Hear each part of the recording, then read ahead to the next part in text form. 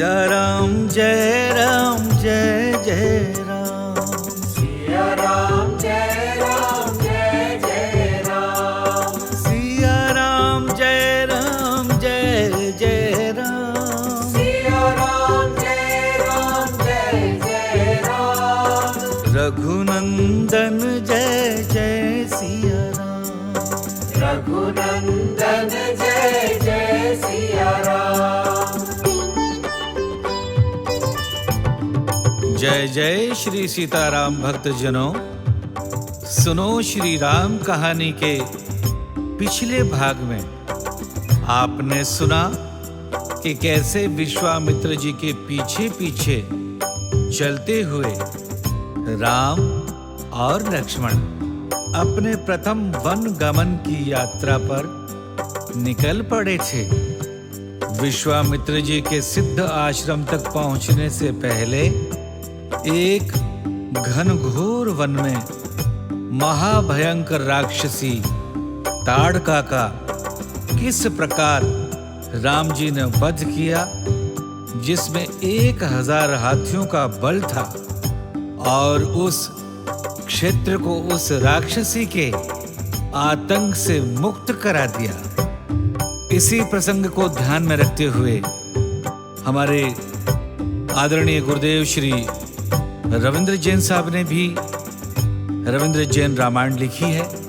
उसी में से कुछ पंक्तियां आपके समक्ष प्रस्तुत कर रहा हूं। उन्होंने अपनी कलम से लिखा है, नाम ताड़का राक्षसी काया वृहदाकार, मुनियों का तप भंग कर नित्य करे संहार, दमन आसुरी शक्तियां करने प्रकटा राम, राम के पहले बाण पर लिखा ताड़का नाम।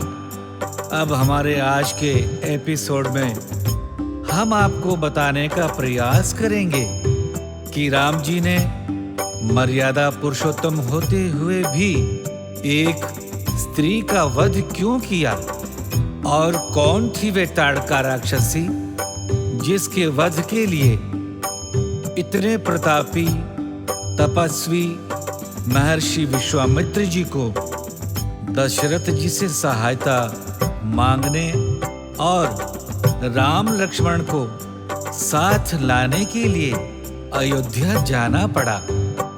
भक्तजनों, वास्तव में ताड़का एक यक्षिणी थी।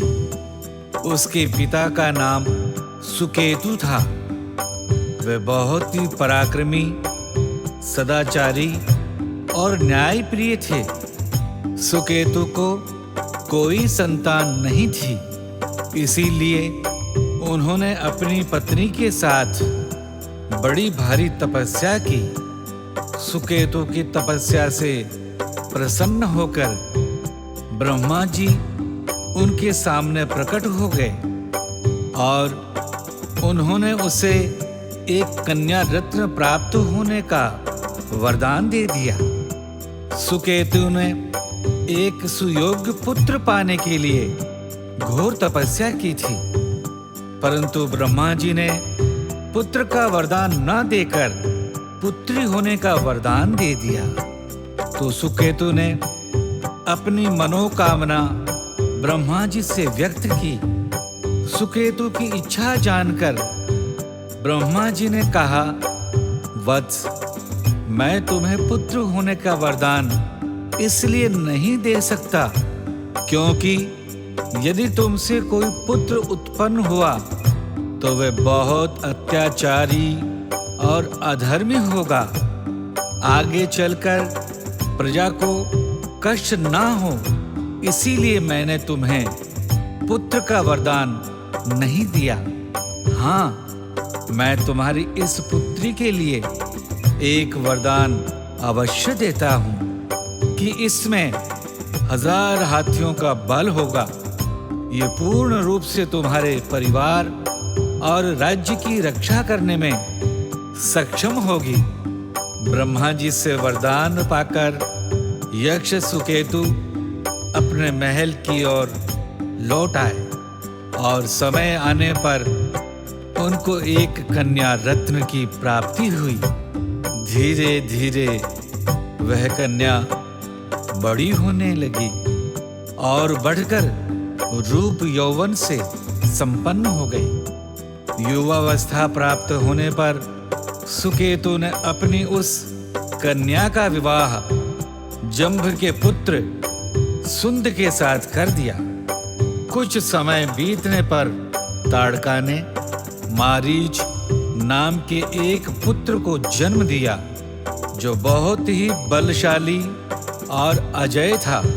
अपने बल के अभिमान में वो किसी को भी कष्ट दे देता था और उसी क्रम में एक दिन उससे कोई अपराध हो गया और अगस्त्य मुनि ने उसे राक्षस हो जाने का श्राप दे दिया। साथ ही अगस्त्य मुनि ने श्राप देकर ताड़का के पति और मारीच के पिता सुंद को भी मृत्यु दंड दे दिया। पति की मृत्यु और पुत्र के राक्षस हो जाने पर ताड़का अगस्त्य ऋषि को मारकर अपने साथ हुए दोनों अत्याचारों का बदला लेने की इच्छा करने लगी। एक दिन ताड़का अगस्त्य मुनि को मारने के उद्देश्य से गंभीर गर्जना करती हुई क्रोधित होकर उनके ओर दौड़ी। उसे इस प्रकार अपने पर प्रहार करने के लिए उद्यत हुआ देखकर अगस्त्य मुनि ने अत्यंत क्रोध में भरकर ताड़का को भी श्राप दे दिया। अरे दुष्टा, विकराल मुख बनाकर मुझे खाने के लिए दौड़ने वाली, तो इसी प्रकार विकराल मुख वाली नरभक्षिणी राक्षसी हो जा। वर्तमान शरीर से तू भले ही यक्षिणी है, परंतु अब शीघ्र ही तेरा यह रूप समाप्त हो जाएगा और तुझे भयंकर राक्षसी का रूप प्राप्त होगा। इस प्रकार श्राप मिलने के कारण ताड़का का क्रोध और भी बढ़ गया। वह क्रोध से उन्मत्त हो गई और जहां अगस्त्य जी रहते थे उसी आश्रम को और उसी के आसपास के पूरे वन को उजाड़ने लगी। ब्रह्मा जी के वरदान के कारण उसके शरीर में 1000 हाथियों का बल था, जिसके कारण धरती तो क्या, तीनों लोकों में भी कोई उसको मारने में समर्थ नहीं था। महर्षि अगस्त्य अपनी तपस्या के प्रभाव से बचे रहे, किंतु ताड़का ने वह सारा का सारा वन प्रांत उजाड़ डाला और निर्जन कर डाला। इसी अत्याचारिणी और ऋषि मुनि भक्षिणी राक्षसी रूपी यक्षिणी ताड़का को मारने के लिए और उस वन प्रांत का उद्धार करने के लिए विश्वामित्र जी भगवान श्री राम को दशरथ जी से मांगकर अपने साथ उस प्रदेश में ले गए और राम जी के द्वारा उसका वध करवाया। विश्वामित्र जी ने शास्त्रों का उदाहरण देते हुए राम जी को यह समझाया कि राजा को यदि अपनी प्रजा की रक्षा के लिए स्त्री की भी हत्या करनी पड़े तो उसमें दोष नहीं लगता। प्रजापालक राजा को अपनी प्रजा की रक्षा के लिए हर प्रकार का कर्म करने की स्वतंत्रता है। ताड़का भले ही स्त्री है, लेकिन वह महापापिनी है, अत्याचारिणी है, दूसरे जीवों को कष्ट देने वाली बहुत ही अधर्मिणी है। उसमें धर्म का कहीं अंश मात्र भी नहीं है। इसलिए हे राम, इसको मारने से स्त्री वध का दोष तुम्हें नहीं लगेगा।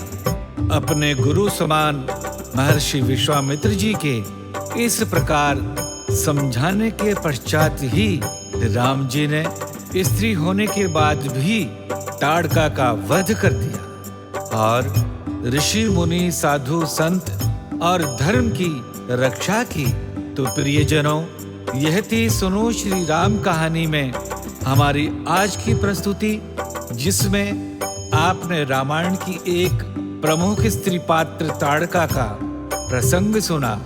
हमें विश्वास है कि हमारा ये प्रयास आप सबको पसंद आया होगा और आपके धार्मिक ज्ञान में अंश मात्र ही सही किंतु कुछ न कुछ वृद्धि अवश्य हुई होगी।